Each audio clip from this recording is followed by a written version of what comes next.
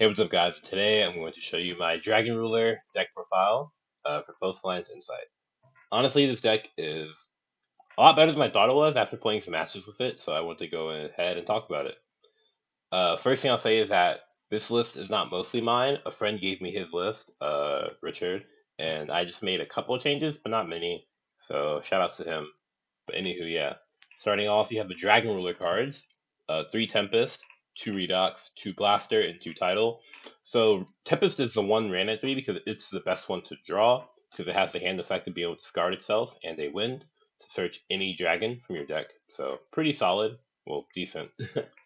Whereas the other Dragon Rulers require more setup, they don't really do as much in the hand. So, but you still are playing 2 of each because you want to have access to 2 for like the grind game and stuff like that. You want 2 copies in your deck still.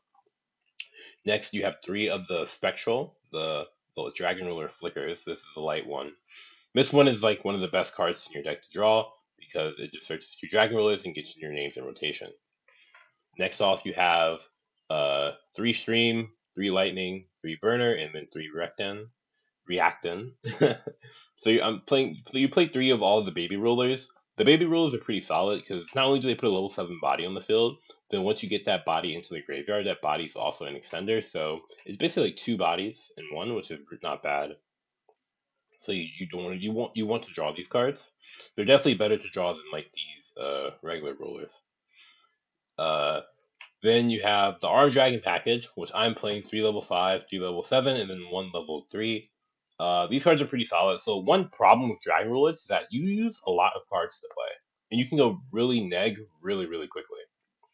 So the Arm Dragon cards help with that because you're able to just fulfill your hand. So if you don't know, Arm Dragon level 5, if it's sent to the graveyard to activate like a monster effect, a dragon effect, sorry. You can add a level 5 or higher win from your deck to the graveyard, and Arm Dragon level 7 will let you add a Arm Dragon from the deck to the graveyard, and then Arm Dragon level Thunder level 3 will let you draw a card. So you can like discard level 5, search level 7, discard level 7, search level 3, discard level 3, draw a card. So you're not actually going neg when you're using the Dragon Ruler effect, which I think is really important for the deck. You also have other targets you can search too off of this guy, but I'll get into that later. One of the most important ones is Tempest. Next off, 3 Desires. You use a lot of cards to play, so Desires giving you 2 cards is pretty good. Also, you play 3 of most of your cards, so at least your Dragon Rulers, or like 2 to 3 of, so it's mostly fine. And you're playing 60, so lower percentage chance to banish them. 1 Sacred Sword of 7 stars, or 3, sorry, to use more consistency. Grasp, because you're playing 60 cards, and Milling Dragon Rulers is pretty decent. And then for the Tempai package, Summoning, Kaiman, 2 Pydra, a Dora, a Chandra, and a Genroku. This can help you a bit going first, but also gives your deck more of an oomph going second and actually a threat. I'm not playing Fadra. I tried adding it to the deck, because the list my friend gave me didn't have Fadra, but I tried adding it to the deck, but honestly, I didn't really feel like it was too great. I felt like unless you play Ancient Fairy Dragon and Dragon Ravine, Fadra's just like not that good. It doesn't really do that much. But at the same time, I didn't want to play those cards because I feel like Dragon Ravine's already like 2 neg. So, and I didn't really want to cut anything from the deck. So that's why I'm just playing these cards. Magma is just like obviously going. Your whole entire deck is Dragon, so Magma going second is really good. Quackamary Drago. This is like a floodgate card. I know some people are on Christia, but Quackamary Drago is just better than Christia because it's a dragon that has more synergy. It's a wind dragon specifically. So what does that mean? Well, for starters, it's a dragon, so seals can summon it, right? So you already have multiple ways to get to it. Number 2, Tempest can actually search it, which is really cool, both with the hand effect and the banish effect as well. So you have multiple ways to get to Tempest, to get to Draco, sorry. Also, it's better to draw than Christia too, because you can level 4, you can normal summon it, and it's a dragon wind, so you can pitch it for your dudes. So that's really important. So yeah, I think Drago's better. There's an argument to play 2 Drago. I kind of cut the second one just to play the Arm Dragon number 3, but you can certainly do that. The reason to play 2 Drago would be if you get like hit by a fool or something like that. You can set up multiple, which is not bad. The only thing with Drago compared to Christia is that makes it like a little bit weaker sometimes. Is that it doesn't have as much attack, so sometimes like You can summon this and you can protect it, but like you might not be able to protect it 100% of the time. But yeah, one engraver. This is to help you play through Nib a little bit because two monsters makes the Wave King, and in general, Wave King's like a really good card. One of the Vernal Dragon and one of the Armed the Pile Dragon. These are two like level 5 or higher wins. The search off of the Armed Dragon level 5, so they give you more utility there. Vernal is really good. It's like the graveyard effect, let it summon itself from the graveyard by pitching a level 5 or higher monster. So you can like pitch a Dragon Ruler while it's in the graveyard, summon itself. It's a level 7 body, and then your Dragon Ruler, which has a graveyard effect, it's in the graveyard, so it's pretty solid. Pile's not as good because it only summons itself from the hand, but it is an Armed Dragon, so it's another like decent card to add. And then for the non-engine, 3 Fua, 3 Perulia, 3 Gruff, and 1 Tactics.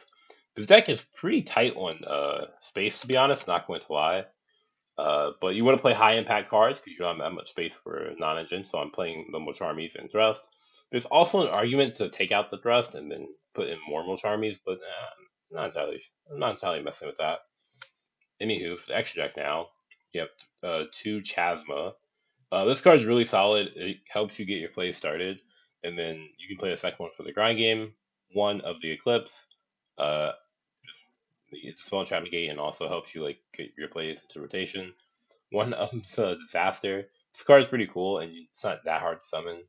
One Blaze for utility. The Tempai package, obviously Transcendent, Biden, and then Trident Dragon. Black Rose also as well. And then for the offensive part, you have Necroquip, the Requiem of the Moon, and the Wave King. Wave King is really good right now, obviously, really good against Malice, really good against. It's decent against Razovich Rugi if they don't start with like X Razio. But yeah, it's a really good card right now, and it helps you beat Nibiru as well. And yeah, and this deck has like a really good grind game, but the problem is like getting there. The Wave King is a card that's just so strong in your end board that it almost guarantees you get to turn 3. 1 SP for utility, and then 1 Seals. Obviously, you're playing entire Dragon deck, so you can make Seals super easily. Seals is going to be one of your main end board pieces, and like I said, Seals is another way to summon your Quacky Mary Draco, which is really good in the current format against Ryziel and Mitsurugi and Malice decks. For the side deck, triple Lancia, triple Meow, obviously, triple Fanta. Fanta is really solid.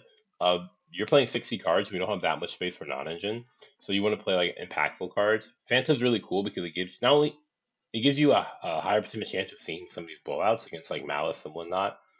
So that's nice. Also, the thing with Fanta is that it's also a dragon, which is pretty cute. It has some cute, cool utility there. But yeah, 3 Joel for the Rise of Masurugi deck, and then the 1 Black Oat Sanctum and D-Bear for the Thrust. There's also something I was thinking about with main decking like Black Oat, so that like when you're going second, if you Thrust, and you have a good card to mill like Blackout to use against your opponent's board. Also going first, you don't really have anything to set off thrust in this list going first, but I kind of didn't want to cut anything, so this is where I'm at right now. But yeah, that's it for the deck profile. Like I said, I think Dragon Rulers is. I'm not saying the deck's like tier 1 or anything like that. It certainly is not, but it's definitely a lot better than I thought it was, and it's a lot better through most hand traps than I thought it was too. With a deck like this, you'd think it'd be super fragile to play most hand traps, but you actually can play through a lot of them really easily. Anywho, yeah. If you enjoyed the deck profile, make sure to leave a like and subscribe for more. Take care.